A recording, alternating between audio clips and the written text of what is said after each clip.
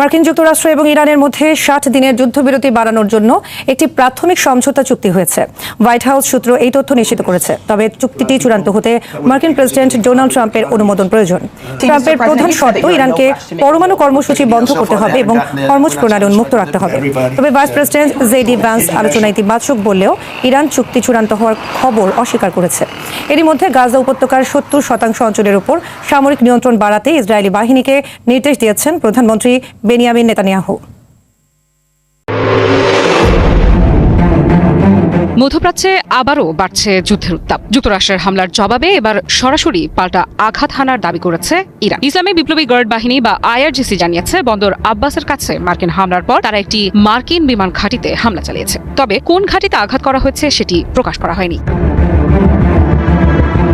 ইরানের সংবাদ সংস্থা তাসনিম নিউজ বলছে স্থানীয় সময় ২৮ মে ভোর ৪:৫০ এই হামলা চালানো হয়। আইআরজিসির দাবি, যেই ঘাঁটি থেকে ইরানের বিরুদ্ধে আগ্রাসন চালানো হয়েছিল সেটিকেই লক্ষ্যবস্তু করা হয়েছে। এই ঘোষণার পরপরই নতুন করে উত্তেজনা ছড়িয়ে পড়ে পুরো উপসাগরীয় অঞ্চলে, কারণ একই সময় কুয়েতে সতর্কতামূলক সাইরেন বাজতে শুরু করে। প্রিয় দর্শক, ব্রেকিং নিউজ এইমাত্র পাওয়া গরম বাংলা সংবাদে স্বাগত। দর্শক, কোনো মতেই থামছে না মধ্যপ্রাচ্যের সংঘাত। যুদ্ধবিরতির মধ্যে হামলা চালালো যুক্তরাষ্ট্র ও ইসরায়েল, পাল্টা জবাব দিল ইরানের সামরিক বাহিনী। দর্শক, স্থানীয় সরকার নির্বাচন হতে যাচ্ছে। সবকিছু ঠিকঠাক থাকলে অক্টোবর-নভেম্বরের মধ্যে শুরু হতে যাচ্ছে স্থানীয় সরকার নির্বাচন। তৈরি হচ্ছে বিধিমালা, আসছে বড় পরিবর্তন। বর্ষার শেষ থেকে 1 বছরের মধ্যেই হবে নির্বাচন প্রক্রিয়া সম্পন্ন। দর্শক, সংবাদ শিরোনাম এবং ভিডিওর থাম্বনেল দেখে বুঝতে পারছেন আজকের সংবাদ খুবই গুরুত্বপূর্ণ হতে যাচ্ছে, তাই চ্যানেলটা সাবস্ক্রাইব করে আমাদের সঙ্গে থাকুন। সংবাদের বাকি অংশ দেখতে স্কিপ না করে সরাসরি চলে যায় টিভির পর্দায়।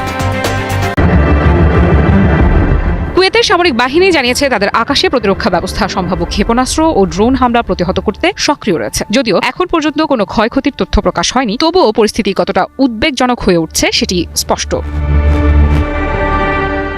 সবকিছু শুরু মূলত বন্দর আব্বাসকে ঘিরে। যুক্তরাষ্ট্র দাবি করেছে হরমুজ প্রণালীতে তাদের সামরিক বাহিনী এবং আন্তর্জাতিক বাণিজ্যিক জাহাজ চলাচলের জন্য হুমকি হয়ে উঠেছিল ইরানের একটি সামরিক স্থাপনা, আর সেই কারণেই সেখানে হামলা চালানো হয়।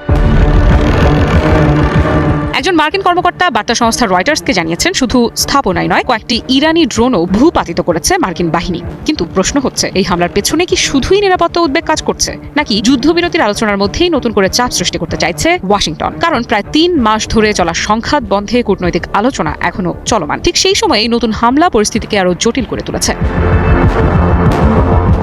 আইআরজিসি বলছে যুক্তরাষ্ট্র যদি আবারও সামরিক পদক্ষেপ নেয় তাহলে জবাব হবে আরো কঠোর। অর্থাৎ তেহরান এখন শুধু সতর্ক বার্তা দিচ্ছে না, বরং সরাসরি প্রতিশোধের ভাষায় কথা বলছে। এর মধ্যেই নতুন বিতর্ক তৈরি হয়েছে হরমুজ প্রণালীকে ঘিরে। ইরানের রাষ্ট্রীয় গণমাধ্যম দাবি করেছিল সম্ভাব্য শান্তি চুক্তির অংশ হিসেবে ইরান ও ওমান যৌথভাবে হরমুজ প্রণালীর নৌ চলাচল তদারকি করতে পারে।